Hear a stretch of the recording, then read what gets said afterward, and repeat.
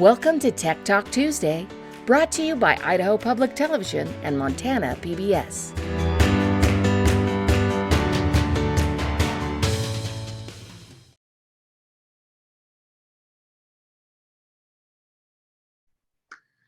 All right, good afternoon. Welcome to Tech Talk Tuesday, brought to you by Montana PBS and Idaho Public Television. Perfect. I think I have everything pulled up here. So I have on my slide, I just have the couple examples that I'm going to talk about, but I already have them pulled up here.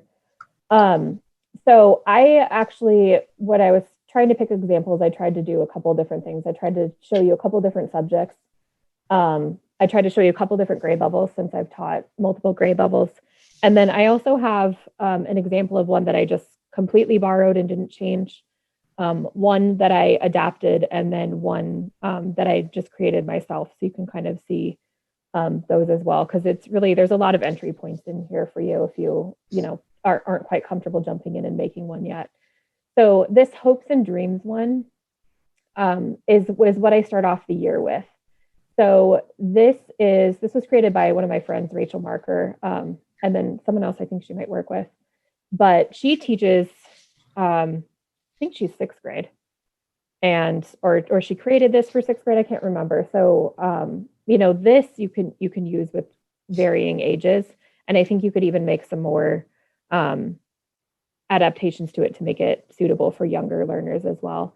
And so I think that this is a really good one. Number one, it helps you get to know the kids. So it's talking about their goals and what they want to accomplish, what their kind of thoughts for the new year are. So I feel like it's how you get to know them, but it's also how you introduce Hyperdocs in kind of a non-threatening way.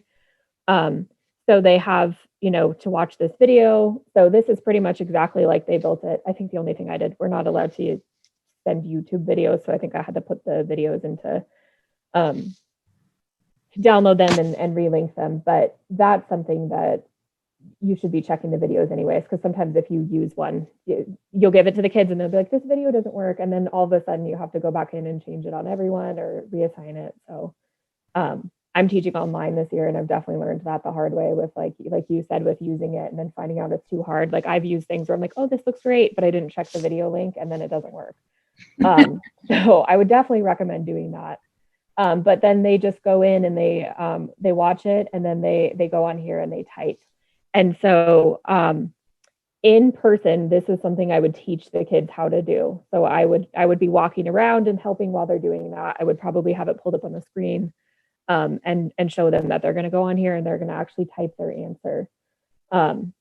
One of the things that I've discovered since teaching online and since last spring that I going forward, I think I will be building any new Hyperdocs in Google Slides.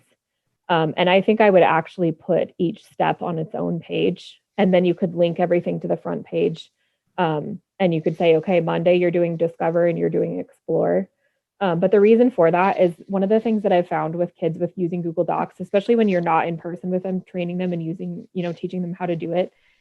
It's hard to get text boxes, or sometimes they won't realize that they have to click and type, especially for the younger kids.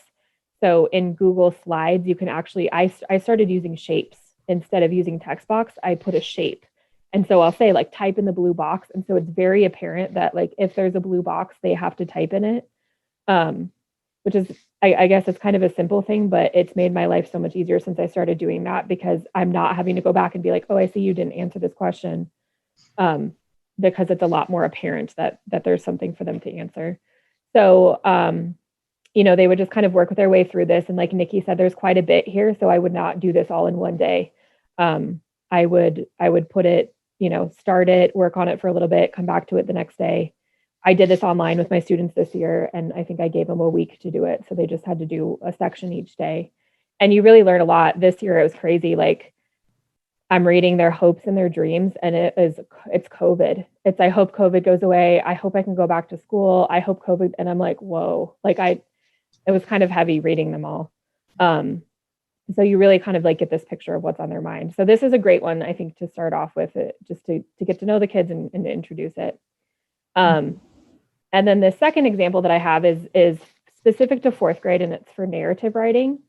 And this is one that I took and I I borrowed it and then I adapted it.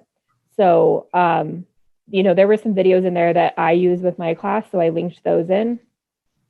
And it still has that, like, they're watching the videos and they're answering the questions, and then they're exploring some books, and so they get a choice here of different books that they can explore. And then I happened to do ones that I knew that I might be using. I love Saturdays and tea cakes. Like, I use it for so much. And I was like, I really want that in there. There's a video of Lester Laminack reading it, and he does an awesome job. So I went in and I pulled books or used books that I knew that I would either want to use or to give them different formats. So there's a couple that are like just reading. There's a couple that are like a video. I think there's one that's an audiobook. So then you can tell the students too, like, hey, if you like listening to an audiobook, choose this one. If you like, watching a video, choose this one. If you just want to read a passage on a piece of paper, choose this one. So I think the opportunity to build in some student choice in these is really powerful. And then, so this is a longer one. So obviously, like, this is not one where you would do it in a day or maybe even a week. Like, I probably would not do this in a week. It would be something that they would be working on while they were working on their narrative stories.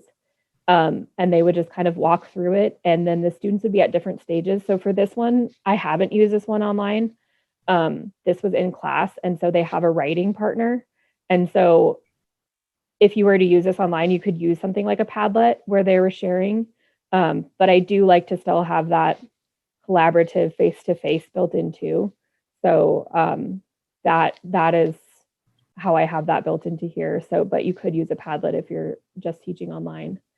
So they would just kind of walk through this, and then as they're doing it, then I'm helping students. I'm, pulling groups. If I notice that there's several students who are just stuck, like getting started, I would pull them in a group and help them get started. Or I would say, like, hey, I see that you're on to step 2. Do you have some ideas for them? So it really just frees up my time to walk around and meet with students as I need to. And then the fun part is that, I think I have it on this one. So for Extend, there's lots of different things that they can do. And I liked this. This wasn't my idea. It was on here, minor leagues or major leagues. They have some different kind of presentation ideas that they could even go further and say, like, okay, I'm going to take my narrative story and I'm going to turn it into a movie, or I'm going to turn it into a cartoon. So I think that that's kind of fun, especially for a bigger project like this.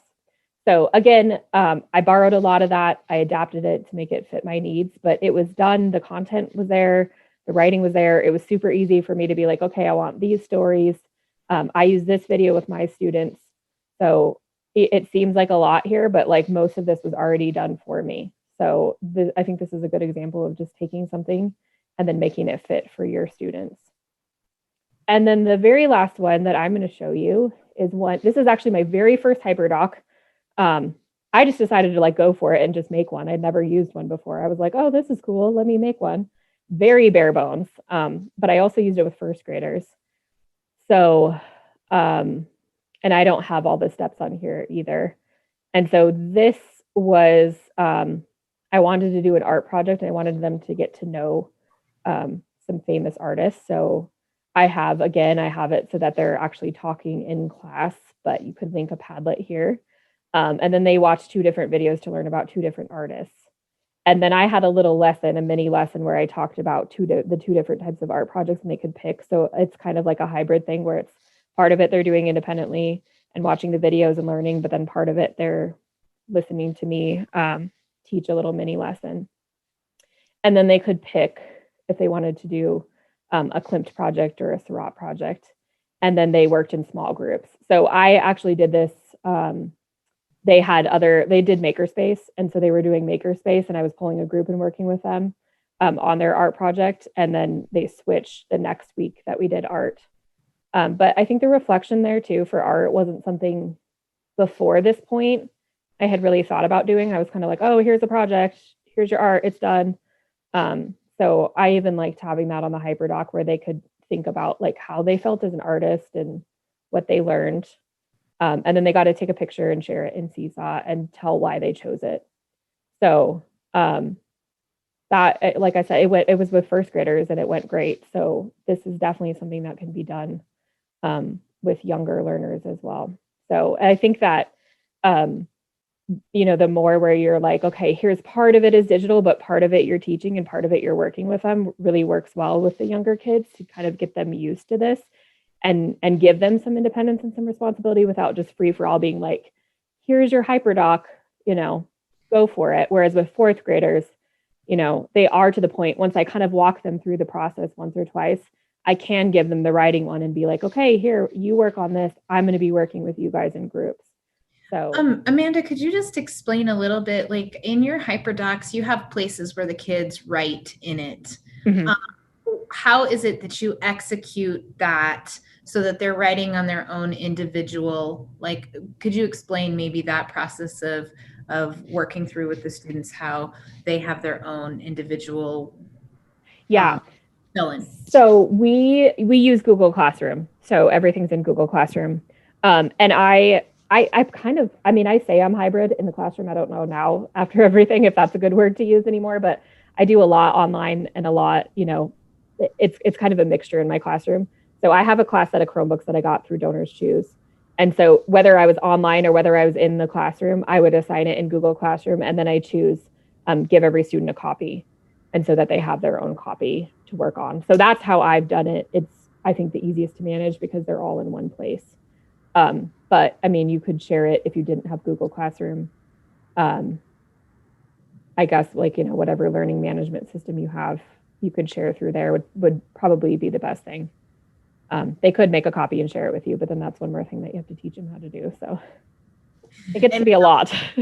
In a lot of ways, sometimes that is the only choice, is to teach them how to make a copy and view it. But that's just a thinking in our situation in Livingston, where we have one school that uses, or two schools that use Google Classroom, and our other schools either use Seesaw or use Canvas, and that's not always an option. I wonder that for others, but teaching them to make a copy at a higher level is a possibility. Yeah.